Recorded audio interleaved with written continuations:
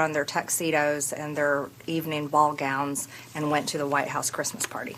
That's pretty bold. What do you think? Do you think that message is being received at the White House? I'm sure it's being received, and there's a lot of pushback happening. You're seeing it all within the conference. And just to be clear, Caitlin, I have a 98% voting record with President Trump. The only places that I've stood against him on are, of course, with the victims of Jeffrey Epstein and the discharge petition against destroying state rights when it comes to making regulation and laws on AI, and then a few other issues like bringing in 600,000 Chinese foreign students, replacing American students, and I'm largely opposed to H-1B visas and visas replacing American workers. So I've only broken from the president in a few places, but he came down on me the hardest.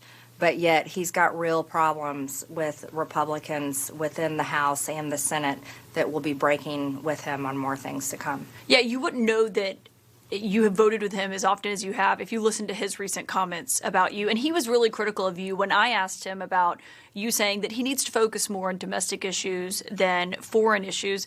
That was something that Susie Wiles seemed to agree with in this remarkable on-the-record interview. She said that there need to be more talks about the domestic economy and less about Saudi Arabia is probably called for. Do you think that's a message that is breaking through with everyone but the president? Absolutely. While CNN has been talking about affordability, all of a sudden, after Republicans got crushed in that election not too long ago, Fox News is all of a sudden willing to talk about affordability because it is a crisis. And health insurance is the coming crisis that we're trying to work on in the House right now, but they waited too late. Speaker Johnson kept the government shut down for 8 weeks. Not the government, I'm sorry, the House of Representatives kept us out of session for 8 weeks during the government shutdown, but yet we could have been in Washington working day in and day out preparing for this upcoming crisis. In my rural district, I have 75,000 people that are on ACA tax credits. And here's the truth for the Republican Party. The large portion of those 75,000 people are Republican voters. And so this is a real issue, but instead of working hard to come up with a solution, they have waited to the last minute, and we're literally weeks away from those expiring. Do you think Republicans are going to rue the day that those Obamacare subsidies expire? It appears to be that way. There's a lot of arguments going on in the conference, and that's been happening all day today on the House floor. Yeah, it seemed quite tense today between House Speaker Mike Johnson and some of the moderates who want to vote on those Obamacare subsidies. On affordability, the president is going to address the nation tomorrow night. He says to talk about, basically what a great year they've had since he returned to office. Do you want him to hear him say there's no inflation like he did last week, which is not true?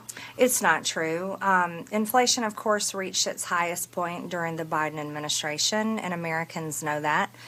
Inflation has steadied around 2.5%, so he can't say there's no inflation. However, what I would like to see from the president is empathy for Americans. Donald Trump is a billionaire, and he's the president of the United States.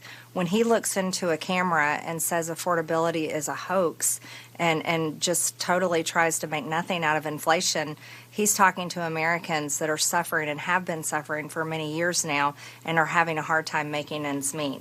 And so that's not the right message to tell Americans. So what does he need to say tomorrow night, in your view?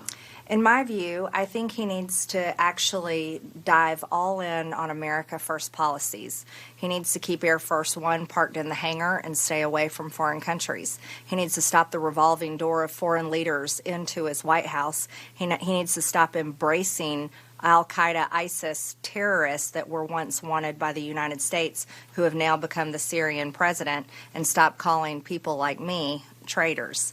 He needs to focus on the campaign policies that he promised the American people, not his big donors, not big pharma, not big tech, and not foreign leaders. He needs to focus on the people that stood in line in the freezing rain, the snow, the scorching sun, and all types of weather, and stood on their feet waiting to go into rallies to see him and to hear what he had to say.